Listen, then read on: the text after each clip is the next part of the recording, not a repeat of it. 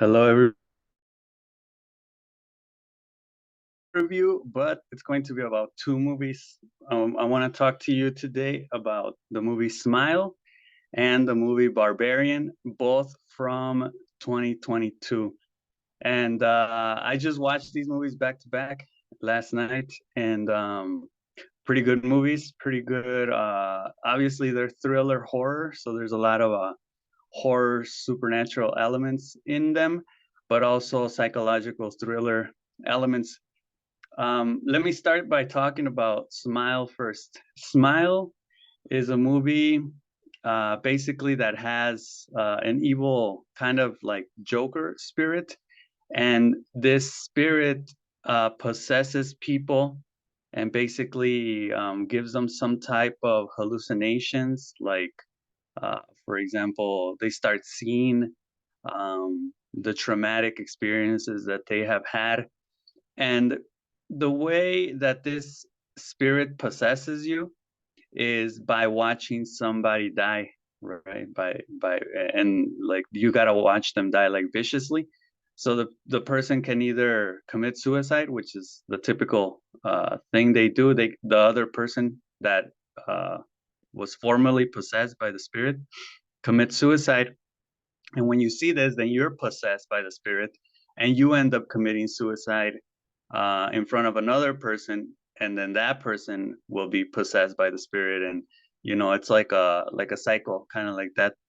So Smile starts off with well, there's like this cutback scene to a mother, I guess, like killing herself by overdosing on some pills, and a daughter looking at her, and then the movie starts off with this therapist where she's basically she's working in a hospital, and she attends uh, a patient of hers, and the patient, she's really paranoid. She's doing really bad, and she starts talking about how this thing is out to get her, and the therapist, obviously, she's like, well, nothing that you're seeing is real. It's just in your head. And she's all like, you don't understand, it's fucking real, you know so basically she ends up killing herself in front of the therapist, and she transmits that to that evil entity, or that evil spirit. She transmits the patient transmits it to the therapist. So the movie is basically about the therapist's journey through her own like quest to find out what the hell's going on. She obviously starts going crazy, and the people around her are like, what the hell's wrong with you? She has her fiance who ends up like, bailing out on her. She has also her sister's family, and they end up, abandoning her too. Only her ex, who she was really in love with, he's the one that like is there for her and helps her out, and he's actually a police officer, so it's easy for him to get the information she needs on the cases before her, and she ends up finding that pattern out, right, about how um like the person prior to her that killed herself or killed himself was possessed by that thing, but they saw somebody kill themselves before that, and so on, right? So I enjoyed the movie. It's got a lot of jump scares. It's got a lot of I think they make really good use of the camera, because there are scenes where, for example, in the beginning, they're focusing just on the face of the person, and the movie's called Smile. So the way that they're possessed by the entity, by the evil entity, is when they smile, right? So that's all they do. They just smile. They're not even like saying anything or anything. So that's pretty creepy. And just the focus on the face makes you think that they're gonna smile at any moment, and it's kind of unsettling, right? The movie's really, yeah, it's a ride. I think it's anxiety fueled. You're gonna feel that fucking anxiety all throughout the movie. The scenes where the person is, like in their house and doing something, and they're basically in the fucking dark, and you don't know what's gonna pop out like behind them, or when they close the refrigerator door. So you're on your toes like the whole time. The hallucinations, I guess, that the main protagonist also has, they're kind of crazy. So you get a lot of like jump scares like that. I'm not really into jump scares. I just kind of look away. But I thought the movie was pretty cool. At the end, I especially like the part at the end where she supposedly goes back to her mother's house, because she's traumatized. Oh yeah, she ends up being the therapist ends up being the little girl that saw her mother overdose on pills. The mother tried to get the little girl, tried to get her daughter to get help, but she just kind of let her die, right? She didn't really get help. So she's traumatized by that. And at the end, she goes back to the house where her mother died, and she tries to kind of, fight off the entity, because she finds out that she can kill someone and transmit that entity to the other to a witness, right? Like she could kill somebody, and then if somebody else sees her kill this other person, she doesn't have the entity anymore. It's the person who saw it, the witness. They will continue with the pattern. But yeah, she doesn't do that.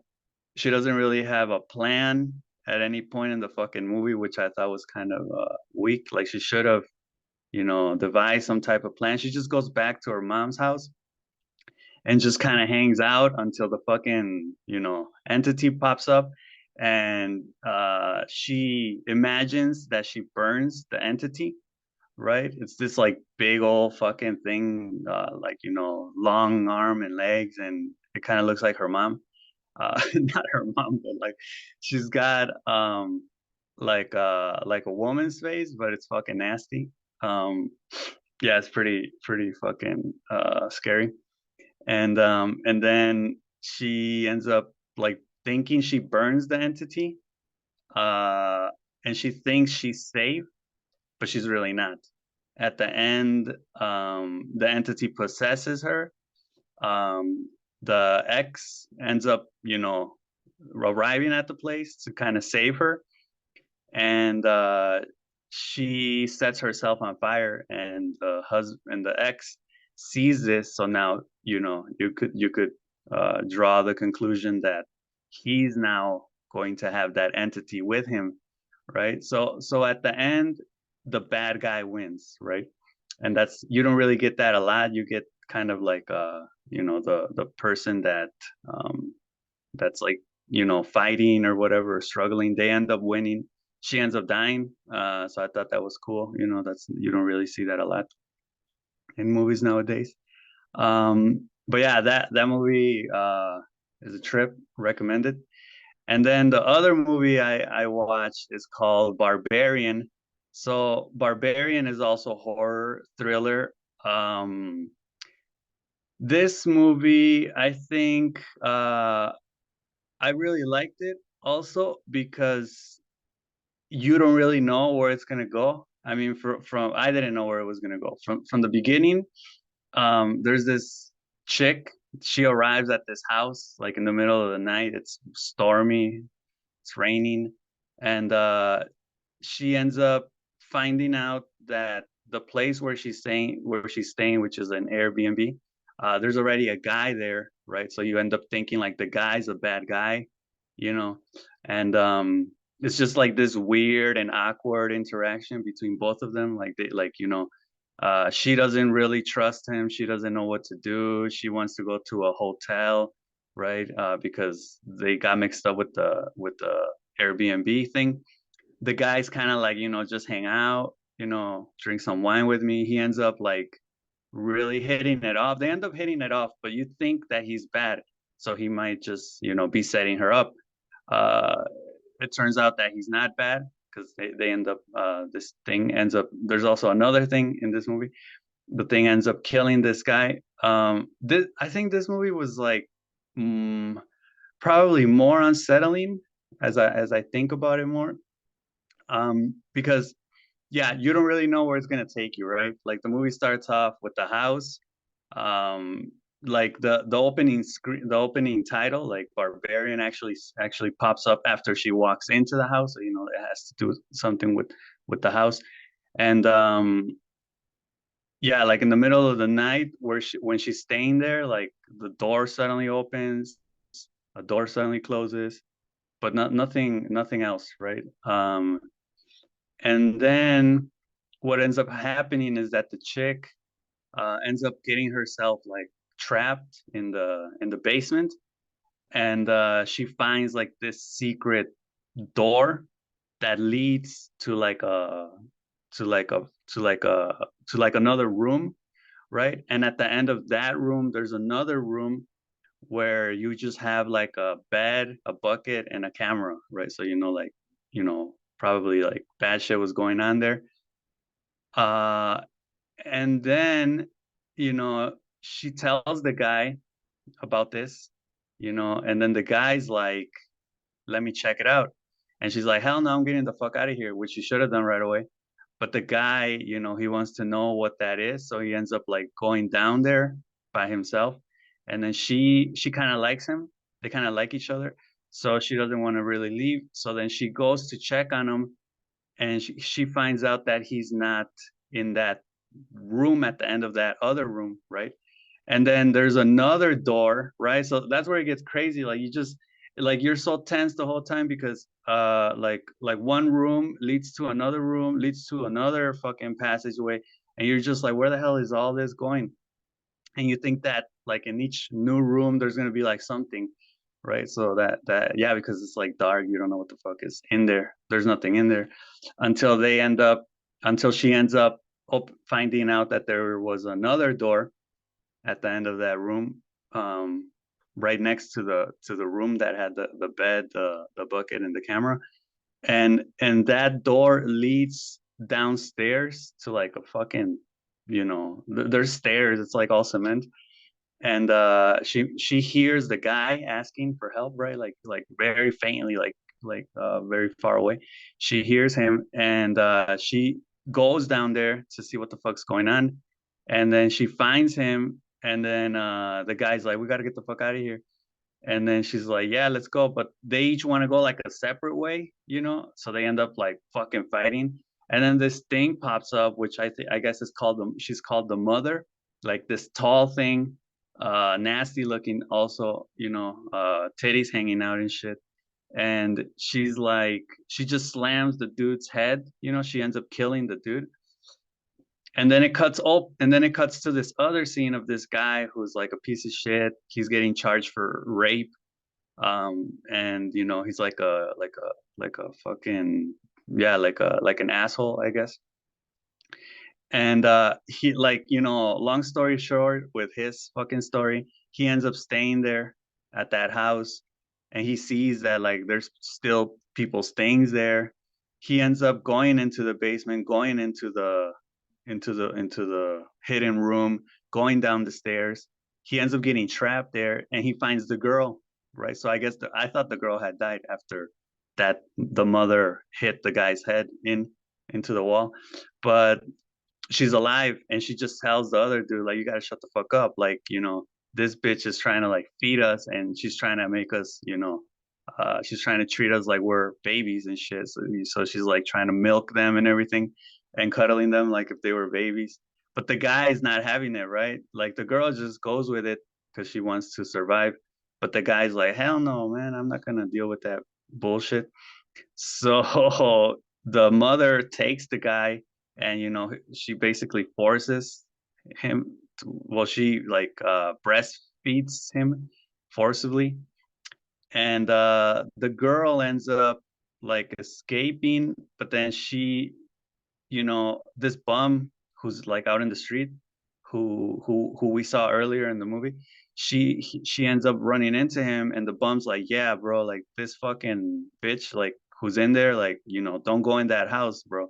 And then she starts saying that she wants to save the guy and all this shit. Kind of ironic because of what happens later. But she goes back to save him.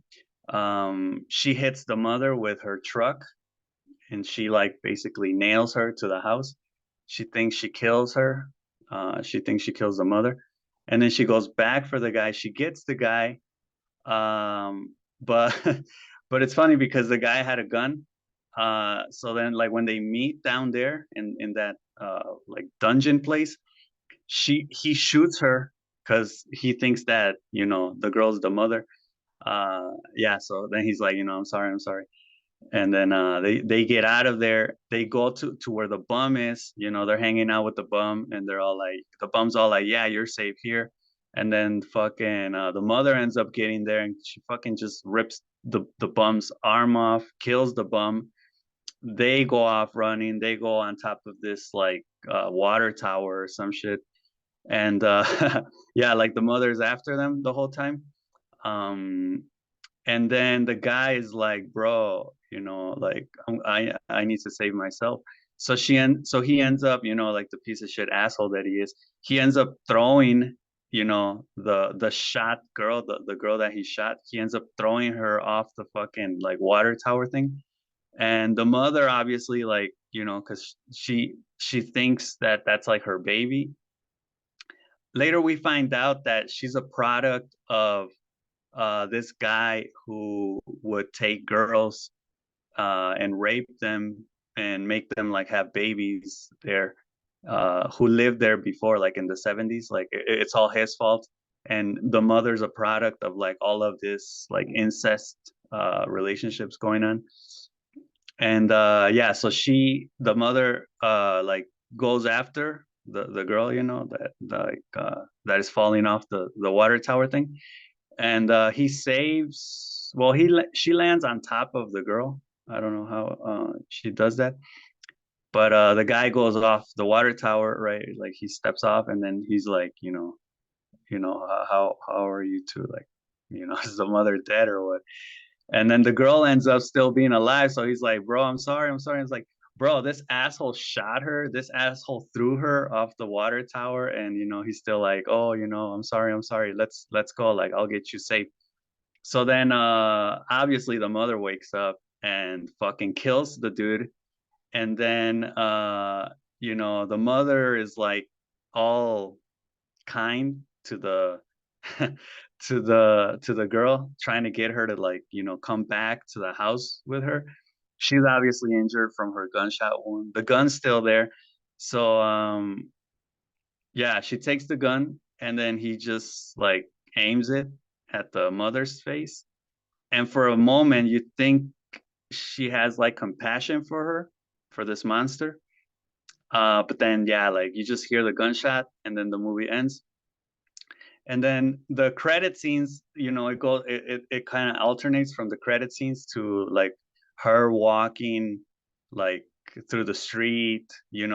She tried to get help from the popo, but the popo didn't help her because they thought she was like a drug addict, because this is all taking place in Detroit. And that's also like another thing, like in the morning, when because she has a job interview, that's why she's there. When she gets out of the house, and into her car, because remember, she got there when it was night and stormy, so she couldn't see like around her. She ends up leaving in the morning, and bro, it's like a piece of shit fucking neighborhood. Like, the houses that are around there are all like broken down, kind of burnt, tagged up. Like, just, it's a bad fucking street.